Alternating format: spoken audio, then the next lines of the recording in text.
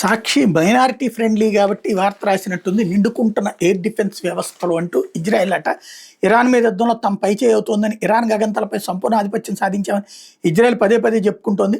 కానీ యుద్ధాన్ని కొనసాగించడానికి కావాల్సిన సాధన సంపత్తి రోజు రోజుకి తరిగిపోతుంటే ఆందోళన కలిగిస్తోంది.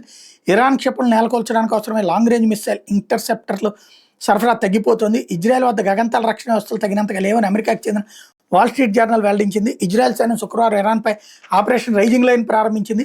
గత 6 రోజులుగా ఇరు దేశాల మధ్య నిరంతర క్షిపణి దాడులు జరుగుతూనే ఉన్నాయి. ఇరాన్ సైన్యం ఇజ్రాయెల్పై దాదాపు 400 బాలిస్టిక్ మిసైళ్లు ప్రయోగించింది. వీటిలో చాలా వరకు మిసైల్ని ఇజ్రాయెల్ సైన్యం మధ్యలోనే కూల్చేసింది. ఇజ్రాయెల్ భూభాగాన్ని తాగలిగే సామర్థ్యం కలిగిన క్షిపణులు ఇరాన్ వద్ద ఇంకా 16 ఉన్నాయి. యుద్ధం ఇలాగే కొనసాగితే వీటిని కూడా ఇజ్రాయెల్పై ప్రయోగించే అవకాశం ఉంది. కానీ వాటన్నింటి కూల్చే ఇంటర్సెప్టర్లు ఇజ్రాయెల్ వద్ద లేవు. అమెరికా నుంచి ఎయిర్ డిఫెన్స్ వ్యవస్థలు తక్షణమే అందకపోతే ఇరాన్పై యుద్ధం కొనసాగించే పరిస్థితి ఉండదని ఇజ్రాయెల్ రక్షణ రంగ నిపుణులు తేల్చి చెప్తున్నారు. ఇప్పుడున్న సిస్టమ్స్ మరో 10 నుంచి 12 రోజుల వరకు మాత్రమే సరిపోతాయని అంటున్నారు. అమెరికా ప్రత్యక్ష యుద్ధంలో దిగితే ఇజ్రాయెల్పై ఒత్తిడి తగ్గుతుందని అభిప్రాయపడుతున్నారు. ఇక్కడే అతి అల్లా ఇజ్రాయెల్కి ఇవ్వడానికి బోల్డ్ అంతమంది ఉన్నారు. ఇరాన్ దగ్గర ఉన్నటువంటి ఆ మిస్సైల్ ఉన్న ప్రదేశాన్ని దెబ్బతీస్తే దేనికి పనికిరాదు. కానీ ఇక్కడ వక్రీకరిస్తున్నారు అనమాట.